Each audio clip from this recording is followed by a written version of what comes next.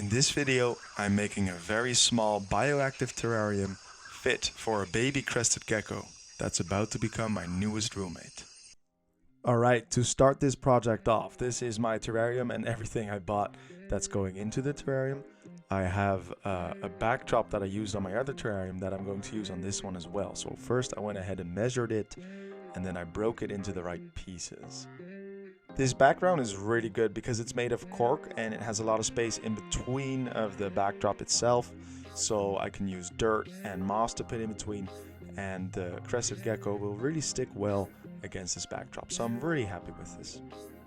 Of course, I had to double check my measurements, and obviously it didn't fit well, so I had to break off a little bit more, but it turned out pretty nice, and I tried to fill up the gaps with other broken pieces of cork. But I found another solution, which you'll see later. So I was happy with the way the cork looked on the backdrop. This is when I started gluing. Please, first of all, use adhesive glass glue that's safe for terrariums and aquariums. And for the love of God, get a glue gun. And don't do this the stupid way I did, because it ended up getting all over my hands.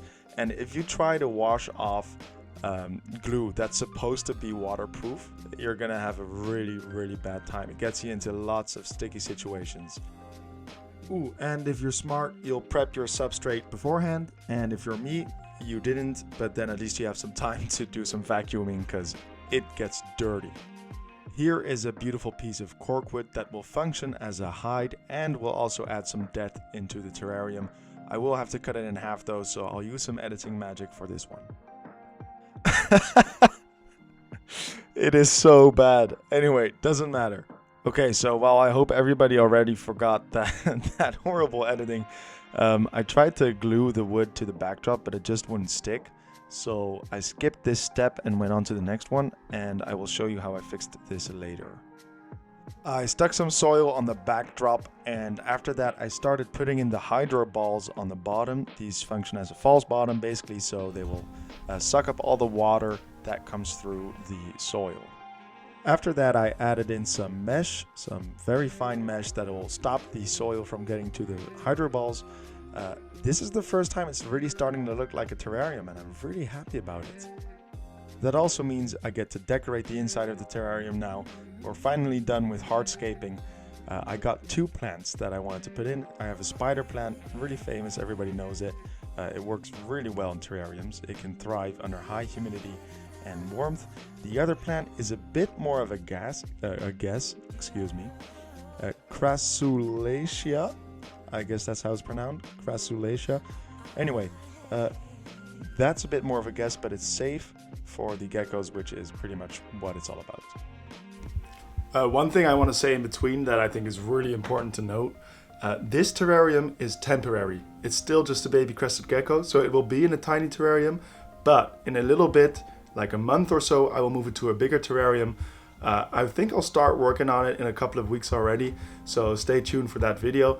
But please note, this is a tiny baby crested gecko and a tiny terrarium. You should not be putting an adult crested gecko in this terrarium because it'll die. Okay, just wanted to have that said. Then every website or YouTuber tells you to put in moss, so I put in some moss. I don't know the exact use of it, but I'm pretty sure it can't do any harm and it will probably help. I also sprayed down bits of the terrarium, made sure everything was wet, and that's really nice.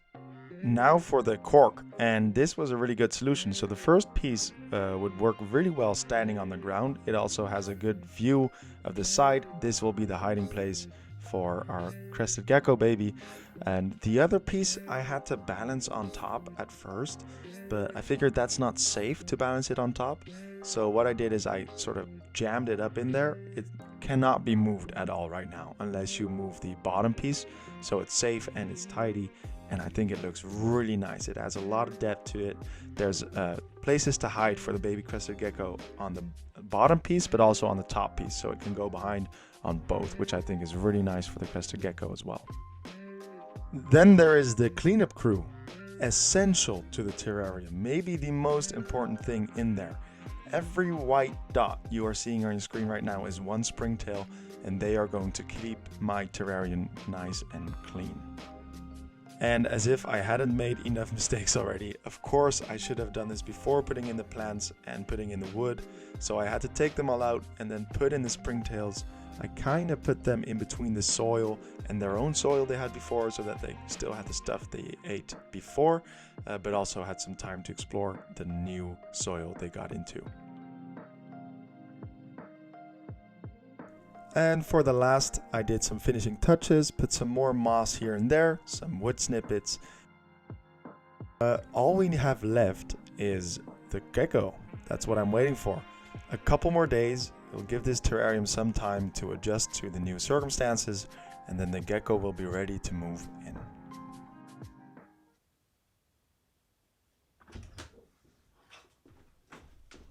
Oh my god.